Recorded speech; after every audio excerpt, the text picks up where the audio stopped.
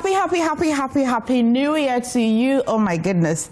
2026 came just like some fire, some wave. But thank you so much for staying with us all through last year. And this year promises to even be better right here on Joy News. I'm Emefa Akosia Adeti, and thank you for spending your New Year with us, 1st January 2026. But it's just okay that we take stock as well. And joining us this morning for News Review is Professor Lord Mensah, Head of Service, Local Government Services, and Dr. Kwame Asah-Asante, Political Scientist and Head European Studies at the University of Ghana, and Richard Kumado. He is Security Analyst. We're asking a consultant, security consultants. We're asking the question, is Ghana going on a clean sheet as well? But it would be nice to ask my panelists if they as well are starting 2026 on a clean sheet, or they are carrying some things from 2025 to 2026. Professor, doctor, and security consultant, thank you for joining us, and a happy New Year. Dr. Asah-Asante, how have you been? It's been a good year with you and I here on the show throughout 2025. But tell me, how has your 2025 been, and what are you looking forward to for 2026? It's been a challenging one, and you need to double your efforts in order to bring your head above water. On the academic front, there are lots that we are doing, and it requires a lot of efforts. If you look at the political space, a lot have gone on, and it's my hope and prayer that we will see an improvement over the past year's work. But for now, I believe that the journey has just begun. Dr. Asah-Asante, you sound a little busy this morning. Are you well? I'm not well, but it's for God and country. We need to also help our viewers and readers. And so we are soldiering on. Yes, we are soldiering on. I wish you speedy recovery. Professor Lord Mensah, how have you been? 2025 good for you? Yeah, 2025, good signal on the grounds that we're heading towards a good direction as far as the Ghanaian economy is concerned. But then we shouldn't overenjoy, because we're now picking the scraps that we had from previous years. And so it's been a good thing. The good foundation has been laid. And I think going into 2026, if we build on that foundation, it should be able to help the country get in a good direction. So I would say that, yes, indeed, it's been a challenging year. At my personal level, I took a new job, which has, completely taken me from my academic environment, and now managing, over 34,000 workforce across the country. On that score, it's been a challenge at that personal level. But trust me, taking into consideration the economy, I believe that we've laid a good foundation, and building on it, going into 2026, should be able to, take us to a different level as a country. Thank you. When I come back to you, I'd like to understand exactly what the local government service mandate really is, just to situate the conversation. But Mr. Richard, I hope you're well. 2025 was quite eventful security-wise. We heard a lot from you, your analysis, your consultations and all. But you personally, was it a good year for you? Definitely, yes.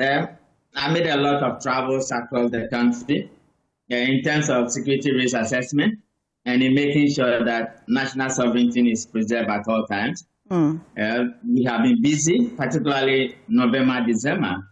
And I can say that as of yesterday, when I got home, middle of the night, the slate has been clean, and we are hoping that 2026 will not bring us the same challenges we faced in 2025. But overall, 2025 has been good in terms of security intelligence and the work we've all put in together to make sure that Ghana is a stable place for everybody to come. Well done. All set for a conversation on the clean sheet, asking the question, Dr. Asah-Asante, I'll come to you. So do you think that for 2026, government will be starting on a clean sheet? Government has no choice than to start on a clean sheet. it has begun well, and we want the government to take the conversation a notch further.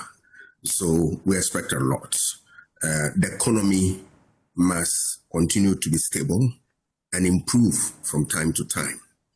We want to see improvement in areas of employment. There are a large army of youth who have finished school without jobs. What is the government doing about that? We want to see improvement in that area. We also want to see the fight against Galamsey. Government cannot renege on its promise to fight Galamsey head on. Because I can tell you without fear of contradiction that if the government doesn't fix that problem, it is one of the things that can send the government to opposition. I can assure them. Because if you look at Central region now, Winneba and its environs, people are buying a gallon of water for 5 cedis and the rest of them. This is no good news because water is life and people need it at all times. The zeal, the passion with which government started to deal with it, it appears to me that it's dying down. Because if you listen to the news in recent time, they are talking about the fact that government have failed to prosecute people who have crossed the line relative to the Galamsey and all that. If that is anything to go by, then I expect government to step up its game and all that. So we expect a lot from government in this direction. Look at turbidity levels of water and contaminations that we have in terms of the food we consume and we export. Remember the statement from the European Union about the things we export and the implications of Galamsey on them. I believe that the government must set up and begin to work and work well. I stay with you. Every new government nearly will promise a reset, if not directly like the NDC has said. Their yearly agenda would purport to want to say that they're resetting the country, they're realigning the country's economy, or whatever they like to describe it. What usually goes wrong beyond the rhetoric? Usually. What we have seen is that the thing they promise, they've been able to manage some to some level, right? Rhetorics are part of the political communication within the political space. So for me as a political scientist, I have no doubt in my mind that at a point in time, the rhetorics will go on and even lies and deception and manipulation will come. But in politics, the reality is that whatever you sow, you reap. And it is an unvarnished truth that will stare at your face when the time for reckoning comes. So I want them to look into their manifesto and then see how they approach these things carefully. Because take it or leave it, Mahama is going to leave the scene after the tenure. You are going to bring another person in there. He has to leverage on the good work of the regime so as to make progress. But if you have nothing to show, then I'm afraid you are not going to convince anybody to give you mandate. Okay. Remember, opposition eyes are widely open and we are looking for opportunity to grab power. And that is something that is expected of them. So we want them to be able to deliver as promised in the manifesto. Let us see real change in our lives so that we can, when the time for accountability comes, they will be able to present something to us. Prof, coming to you, first of all, situate the mandate of your mandate particularly, situate it for us. Yeah, clearly the local government service mandate is to secure effective administration and management of the local governance system in the country. If I talk about local governance system, I'm looking at the various regional coordinating councils, looking at the my office, which is the office of the head of local government service, and then also looking at all the 261 district assemblies, the workers, over there, the ones that I don't post or I don't recruit is the MMDCs and then the finance officers at the various assemblies. So clearly, it is a job that is concentrated on human resource management. Well, so for a clean sheet, would you say that the local government level is ready for a clean sheet, or it's quite genuinely saddled with inefficiencies that exist? Well, when you talk about efficiency, you need to look at the inputs and the outputs. Obviously, if you don't put in something and expect an output, you can't measure, efficiency. So I can clearly, say that yes, indeed, when it comes to, manpower, in terms of professionals on the ground, looking at, for instance, administrative staff, all the way down to, cleaners, I can say that with the manpower, we have them, and then the resources that is required. Of course, once it's part of the local government system, the Act requires us to draw on the consolidated fund. And so every year we have our budgets that we leverage on to, do our activities as far as the local government, service is concerned. Once we get the necessary input, obviously, I can tell you that the output will come and we can easily measure efficiency. We shouldn't just... Currently, what's the greatest challenge in that sector? What's the greatest challenge? Well, the greatest challenge is systems in place to manage, operations. As far as, the HR management is concerned, that is my area. Okay, is it just a regular challenge? Is it a challenge you envisaged, or it's a challenge? It's a challenge, but then we can easily solve that. Okay. As far as getting the necessary investment in the right direction is concerned, we need systems in place to ensure that we can capture our workforce whilst they're coming on board, and then whilst they are in service, we can manage them as far as their postings, their transfers, and then their trainings every now and then is concerned. And then we manage them until they go on retirement. So that is clearly on the local government service. Okay. The human resource part is such a huge contributor to the development of our country. Which one of this is the most difficult one, or which one shall I say is at which level? Say the local government human resource development, or generally the human resource development. Is it at the national level, or it is at the local level mainly? Where shall I find it? Where will I situate it?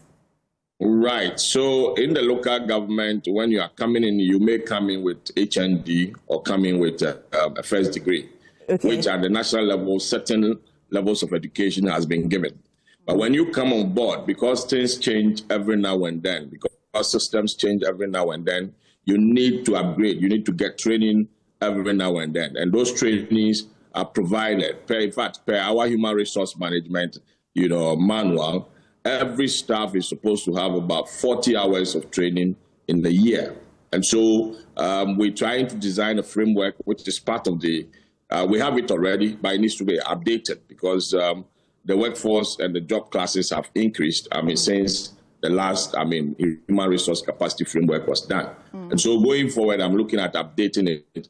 And if I get more investment, I will systemize that with my team, and then we should be able to handle most of the problems that comes as far as the HR management in the local government service is concerned. I will move to security. When I come back to you, I hear you talk about investments. I think you've said it about 2 times or 3 times. Is it that government must make resources available, or is your duty now to look for resources externally to be able to put the training, these 40 hours training for personnel or human resources? And for the manual as well, 40 hours, does the manual say that it should be at a particular period, or you can spread the 40 hours across in a year? When I come to you, that will be the answer I'm looking for. But I'll now move to security. Richard, the year ended quite on a high note with that peace negotiation led by the Asante, and it's just right that we start the conversation from that. How did that come to you? Do you think that it has genuinely taken our security level to a very good point? Definitely. Security management is a continuous process. And to the extent that Boko had its own major challenges in terms of public safety breaches, and security lapses that has led to the many lives being lost. When the mediation report was announced, I was very happy with that.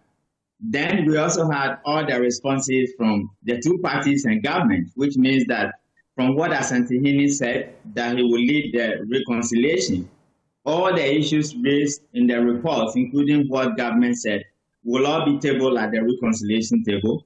And that is a good thing to do. We had other challenges at encounter, but then it was resolved. I think 2025, if you look at the combined effort of the CID block and the IGP block, together with the work the BNI has put in, and the collective effort of all our security agencies, being it as Boko or any other part in this country, I think they have been very strict, and I'm hoping and praying that going into 2026, they will keep the same momentum. And where there are challenges, we will be able to rise to the occasion, and security officers should be willing to put themselves more on the line for the citizens of Ghana. That's what we faced in Boko and its environs. Was the major security challenge we faced in 2025? And not really. There were other challenges. When you look at the core mandate of the security agencies, one of the key ones is to maintain law and order. And even to 31st December, you saw many of the arrests being done, particularly those ones that were led by the Cybersecurity Authority. Yeah. Those are major issues that has international ranking, permutations and implications on our country. And yet they put themselves on the line and they move forward in making those arrests. Boko is a peculiar area. Boko is a peculiar challenge, and they have kept their eyes on the ball for all this while. After the mediation report was announced, the dynamics changed because government moved swiftly to implement the only recommendation the mediation report prescribed, and that settles many of the public safety challenges the security agencies were facing at Boko. But across the country, there were issues of crime, there were issues of breaches, there were issues of international issues that were creating problems for us in the area of money laundering, cybercrime tendencies, and many other fraud issues that came. Overall, the combined effort of our law enforcement officers putting themselves on the line, particularly what the CID boss and the IGP block together with the BNI has done, I would say it's a yeoman's job. And in 2026, we will encourage them to continue in that regard. I'd go to Dr. Asah-Asante. When I come back to you, I'd take a few rankings or ratings on the performance of institutions such as the military, particularly, the police, and the fire service. Of course, there's the customs, immigration, and all. But my focus really is on these three sectors, and I want to hear your genuine assessments of them, where they lacked some, what you think they lacked and what they did right.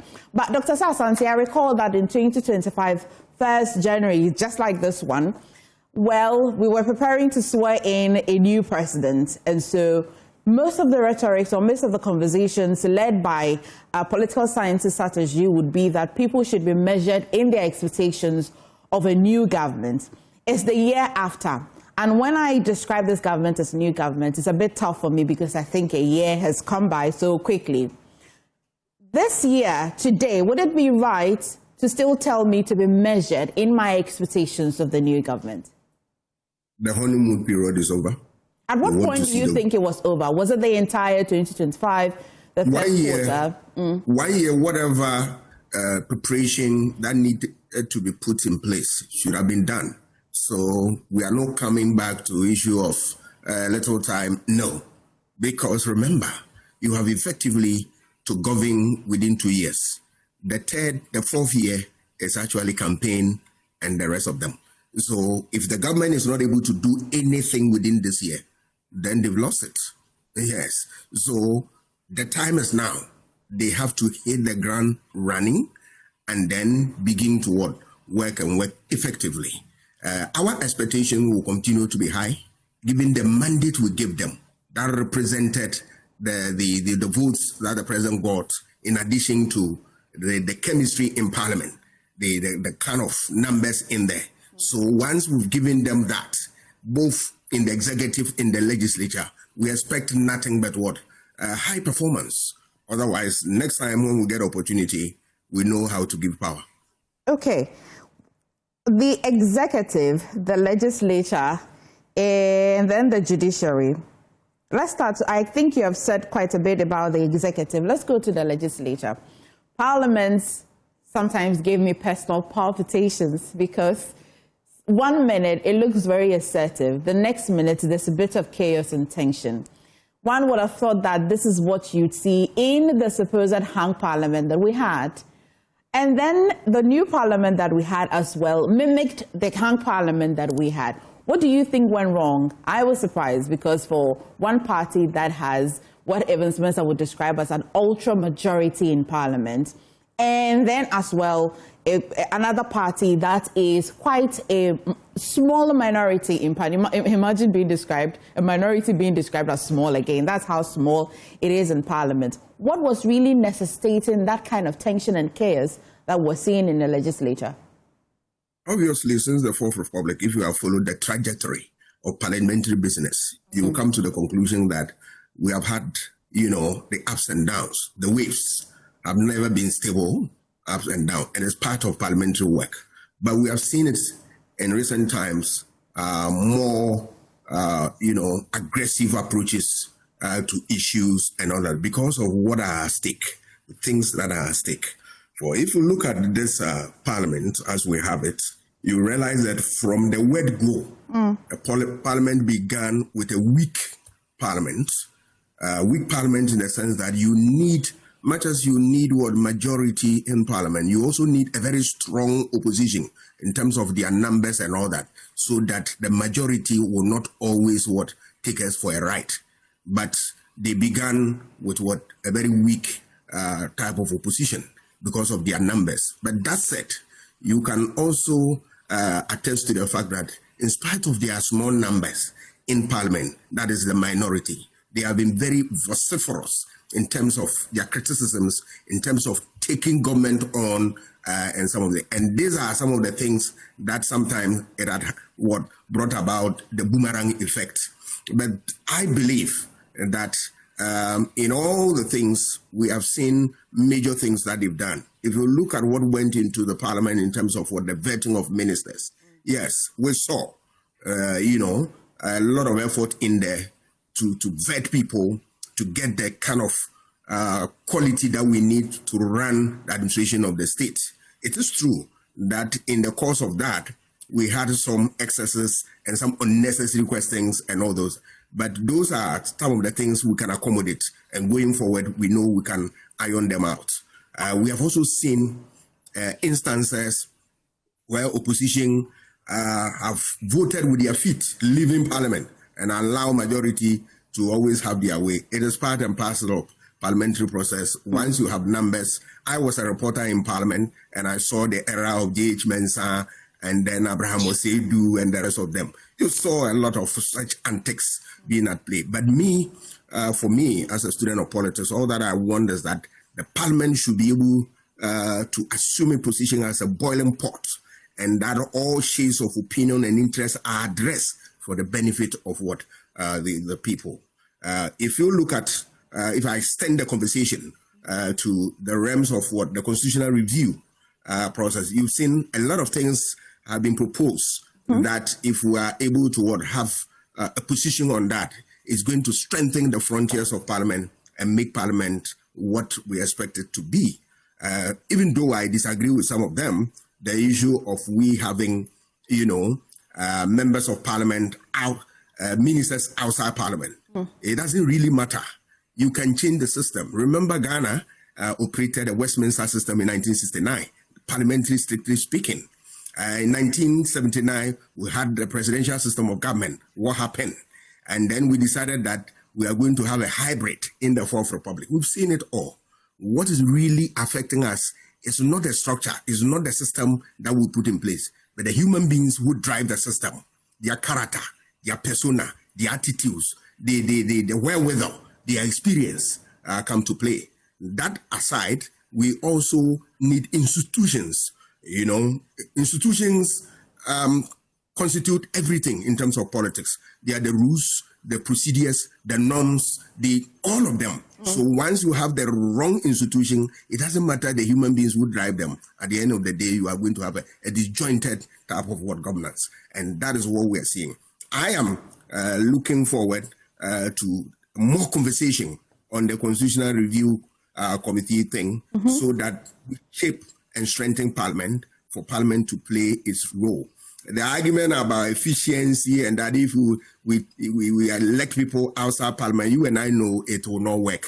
Because, look, if today we have the numbers we have in Parliament, if you have ministers outside Parliament, can they hold the ministers answerable or responsible for their actions and inactions? Because of strict party discipline, you have to play ball. Otherwise, you'll be edged out of the political system. And that is something that was actually missing from the review. report. When I was also looking forward to one issue about 3 months to election. Somebody decides move to another party or go and register for another political party. You saw the last parliament, that issue, and even though the Supreme Court dealt with it.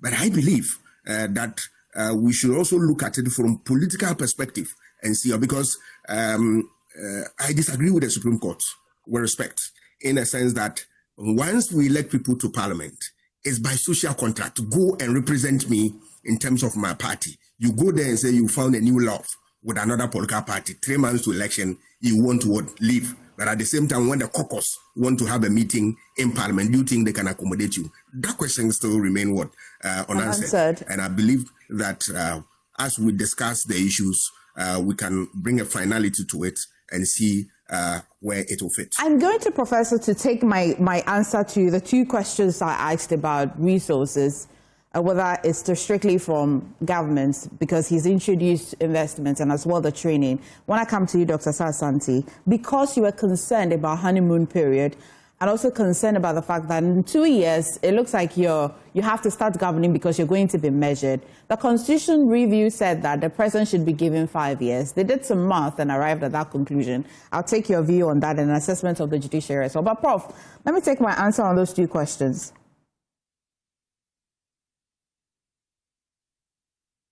Hello? Yeah, hello. Can you hear me, please? Yes, I can hear you. Thank you.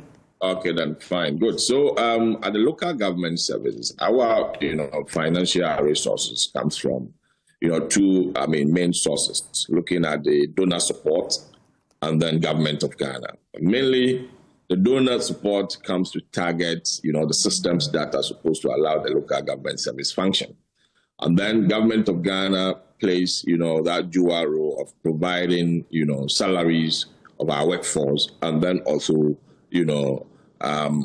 invest in the systems as well. Please help me before you move on. Please help me before you move on to the other. Kindly explain the donor support part a bit more. Yeah, so the donor support partners are, talking about international agencies who are in the country to support, government in its operations. And we're talking about GIZ, we're talking about SECO, we're talking about, you can name them. And these are all agencies that support government in its operations. Okay, please proceed. Yeah, so with the human resource capacity, which I mentioned that it needs to be updated, I talked about it because the last time it was updated was somewhere 2014, and at that time, the job classes were quite limited. But for now, the job classes across the local government has been extended to about 64 of them. And as a result of that, we may need a new one. And with a new one, we've floated, proposals which some of the, like I said, donor partners are more interested in, supporting systems that will make the HRs across the assemblies function very well. Some of them have shown interest, and trust me, they are prepared to support us going into the next year. And government of Ghana still, as far as withdraw from the consolidated fund as per the Act of, local government, I'm talking about Act 936, 2016, withdraw the consolidated fund. And as a result of that, for every budget, there's a provision for the local government, service. Okay. Should the government push for the election of MMDCs and all of these people? Does it help in any way? And I understand that your focus is on the services part, but of course, that as well has an indirect impact. What will work for a very effective and efficient local government services?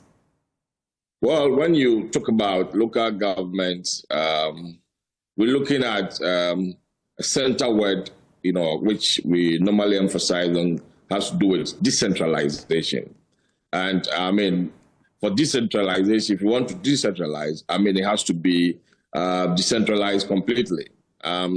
If you are talking about things like decentralized planning in the Act, as the 936 indicate, you're talking about fiscal decentralization. You're talking about decentralized planning. Talking about decentralized administration, which local government service plays a dominant role. And so we may have to look at decentralized, politics as well.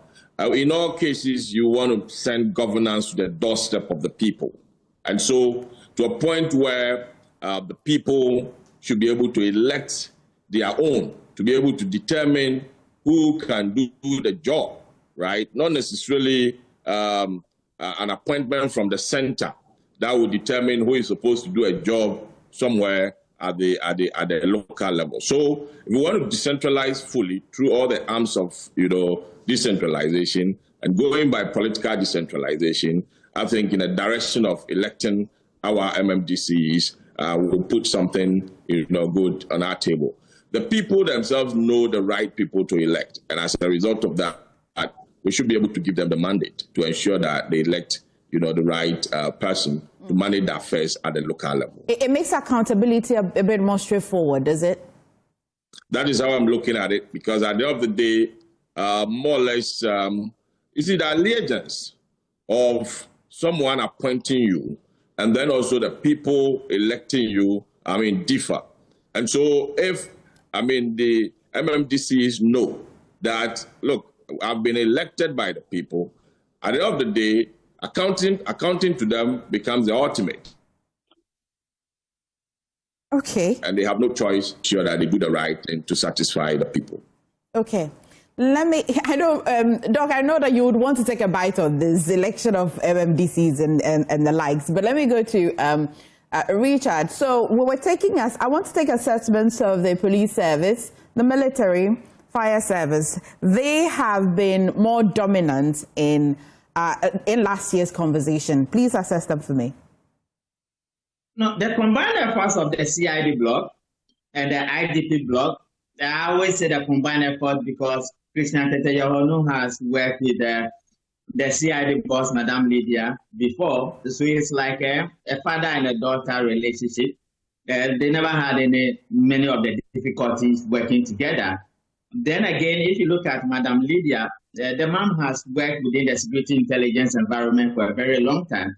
So she's not new to security intelligence, and she has lived her life throughout it. And that is why, because they work together and they cooperate, you are seeing the resources available to them and the outcome of the investigations and the results they have achieved so far. If I'm asked to rate them, which usually I don't do, I'm likely to give them 8 over 10.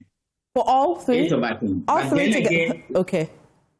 Yeah, 8 over 10. Let me say that for national sovereignty guarantees to be achieved, you also need a strategic input of the BNI, providing the intelligence for the police to move. And this they have done across the country, with their junior brother, the Cybersecurity Authority, coming in so strongly, working together with the Cybersecurity Department of the Ghana Police Service. These 4, outside of the military, they have done a good job, and they have ensured that we have the right intelligence at the right time across the country. They have ensured that national sovereignty guarantees have been achieved, and they have also ensured that public safety challenges and the concerns that come with providing security assurances across the country has been very swift. I have traveled across the breadth and length of this country, and I've always seen them on the ground. And that is the way to go. So kudos to them. Let them work so next year. And when we come to the year review 2026, we'll look at their performance again. Okay. Doc, did you want to respond to the election of the head of local governments, or you want to go straight to the assessments of the judiciary and also was part of the constitution review that came up, especially extending the term of a president? I think the conversation around electing our local reps has been long overdue. Scholars have done research into this area, saying that we can operate a disjointed system where at the national level, you have leaders being elected by their people. And then at the local level, you have what? All manner of, appointment and all that. What is even worrying is that go to the local level when they are conducting election, it's nothing but what? Partisan, along partisan lines. So who are we deceiving? All right. Let it be, because beyond all that I've said, the benefit of this is that you are likely to have the people, the person elected will be the true representative of their party, of the people. It doesn't matter where the person comes from. At that level, people will look for those who can deliver the public good. And that's all. So you can imagine in the belly of Asante region, like Bantama, you have NDC member who has won election and is steering the affairs of the day. Very interesting.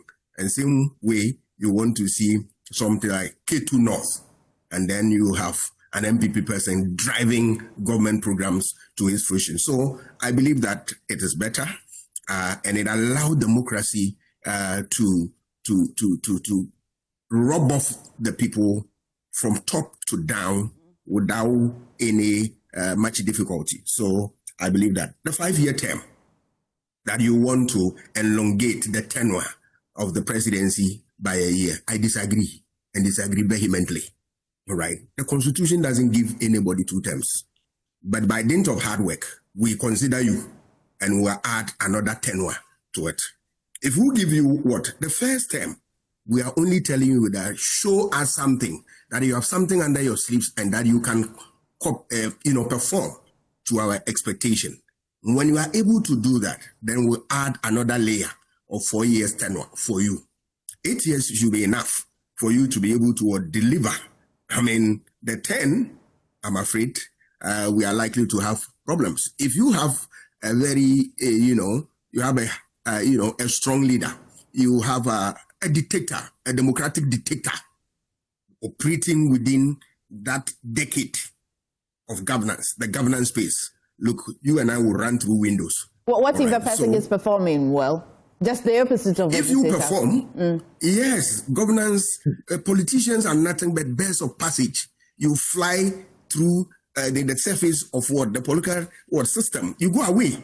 Yes, people have performed, but at a point in time, you have to bow out and allow others to come in. Knowledge, experience, skills do not reside in the head of only one person.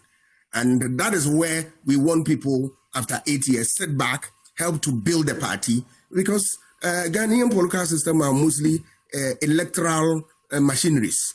They have not taken the trouble to build them along ideological lines, along results, train them along, achieving results at all times, and then building the capacity to be able to govern. Sometimes we struggle in governance and all that, but you realize that the political parties have not prepared people who have what it takes to govern. Look at the issue of corruption. We have fought corruption since time of Noah when he was a sailor. And today, we still fight corruption. Simply because, look, the political parties have not had a better handle of this issue. We change it, slogans, days. We have used all manner of schemes.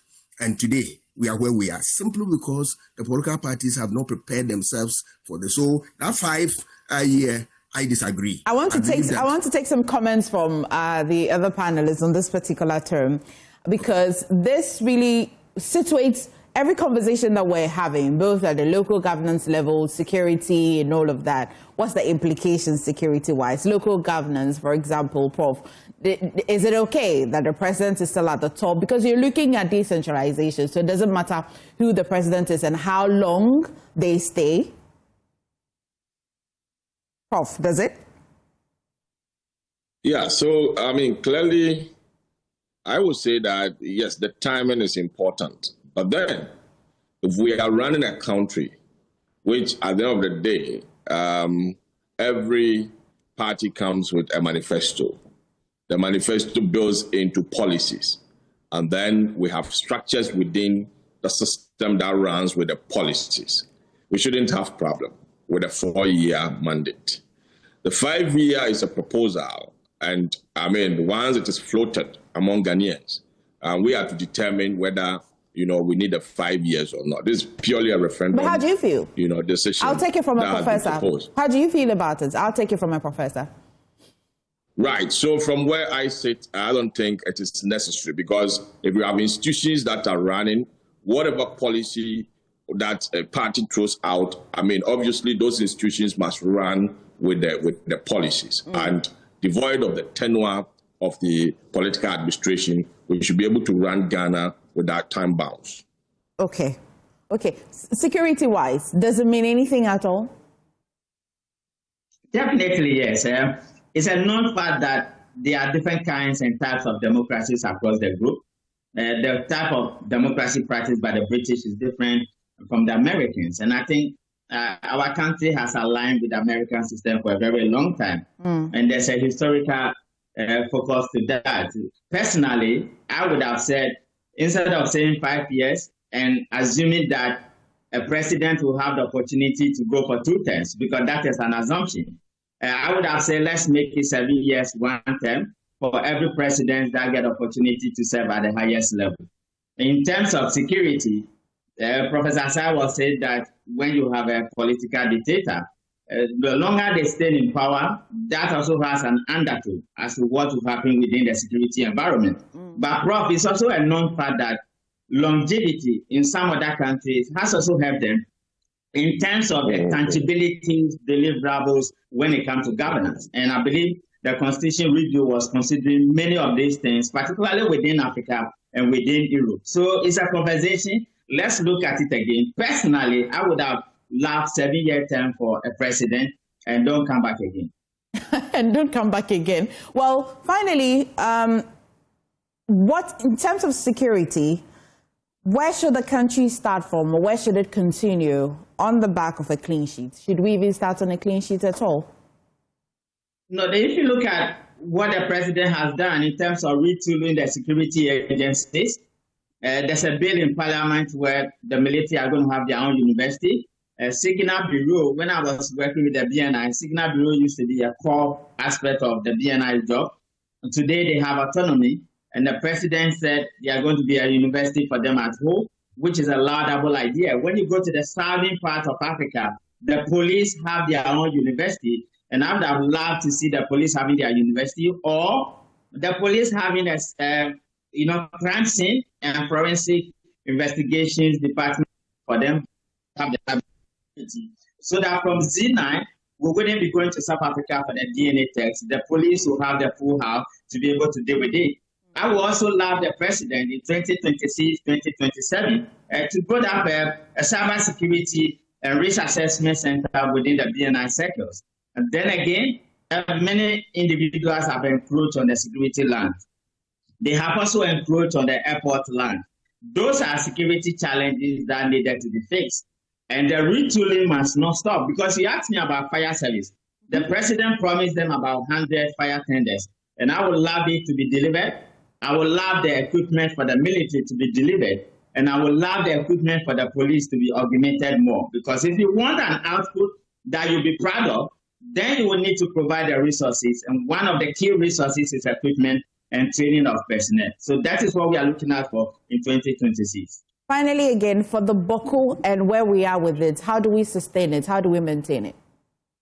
No, I think one of the things government must do after they have enforced the recommendation is to ensure that they deal with people who want to take the law into their own hands. For many years and for many months, they haven't done that. In security environment and within the security intelligence, there has been this concern, and I have championed it over the years, that non-punishable offenses will always rationalize bad behavior and promote antisocial tendencies in society. And this is a typical issue we have seen in Boko.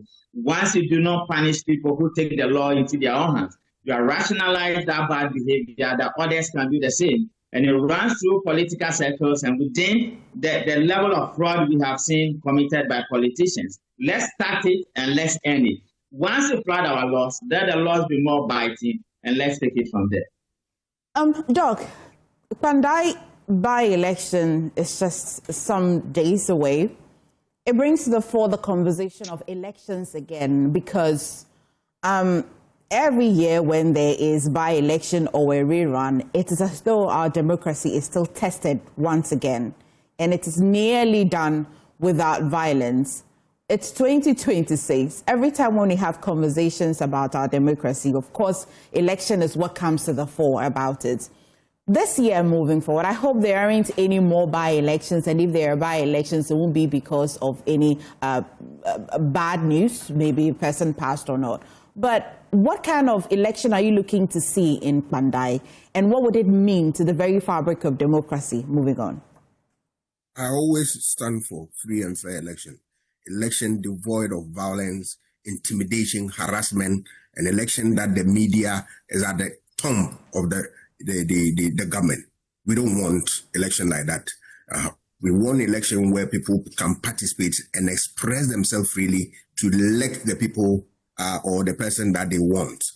So that is what I expect. But of course, I expect messages to be developed and churn out to the people that will resonate with them.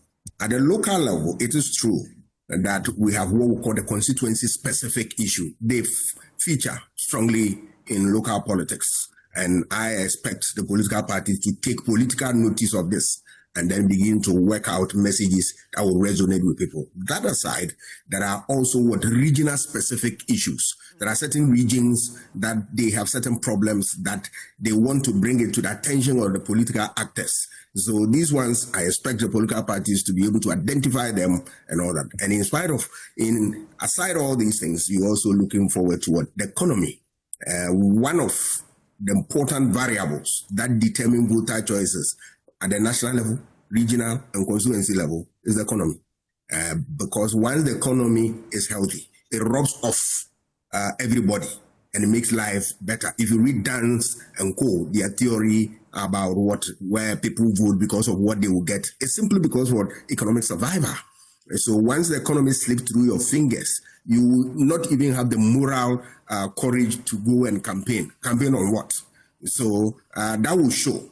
MPP is in opposition, but the work that they did are going to be tossed up and showed to the people. And that is going to be the foundation of their messages. If you look at what NDC is doing now, it's going to go there as a test case for them. Do you want the person from this party to come and lead and all that? Violence has been an issue associated with election that this country, hypocritically, we have run away from it. I have observed the political space, especially the electoral space from 1992. We started off with people snatching ballot boxes and all that, you recall. And then later, people move in, employing macho people to come and intimidate and harass people. We forgot about that. Later, we saw the vigilantes coming into the sense that it rocked the foundation of the MPP government that they had to send a bill to Parliament to pass a law to prescribe the activities of these. Every time, all that I'm saying, you saw, Techiman, the South, where 8 people were gunned down and up to date, they don't have justice and all that. These are things that for every election, when they come up, we try to manage. As soon as elections are over, we don't come back to look at it. And the next election, another incident come in, politicians take us to another level and all that. We cannot go on this, cycle because we cannot be lucky all the time. We want to work and make sure that we have provide adequate measures to deal with that. Now people are running away from the issue of violence and saying that when there's a by-election and in case of death, that individual whose party has lost that candidate, let him nominate somebody to represent. That's a bogus proposal. You've said that many times, yeah. Yeah, because people are running away from the problem of war because they don't want violence. Yes, deal with violence head on, and then you will accommodate any by-election because it's normal. People can even, without that, people can retire or resign. That I'm out of politics, I'm going away. Right. What do you do? So by-elections will come, but let this country make it a point that we deal with miscreants who cause mayhem, violence in election. Unfortunately, we are not be able to do that because the political parties themselves are those who are behind such individuals and they support them. They don't want the state to punish them and all that. So impunity begins to grow, and we've seen a recurrence of such attitude. We need to address it. Thank you so much, Dr. Asah-Asante. Prof, what is governance if we don't feel it locally, really? Because it's the local level that you feel that there is real governance and development. What are you starting with 2026 from your side?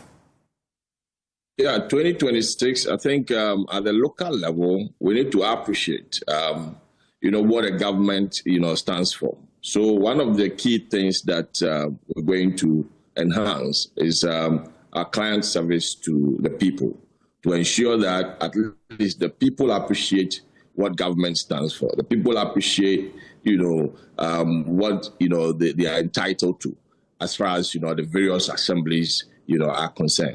So we're going to make sure that at least we appreciate the people. If I say the people, I'm part of the people. I also live in a locality, and trust me, whatever I see on the grounds tells me that the assembly is far away, or the district assembly is far away from the people, and want to make sure that at least the people come to appreciate, what the assembly stands for. And then the assembly as a developmental tool, is also important when it comes to, communication. Because many a times, people don't even see the reason why they should pay property rate. But then it has to do with awareness. And I think I'm tasking, the assemblies to ensure that at least whatever rates they collect and the development they're going to do with it, they should be able to label it for the people to see that at least these are the things your money is doing. And as a result of that, the people will be willing to pay their property rate and other things. And then also to ensure that if someone comes for, maybe, what do you call it?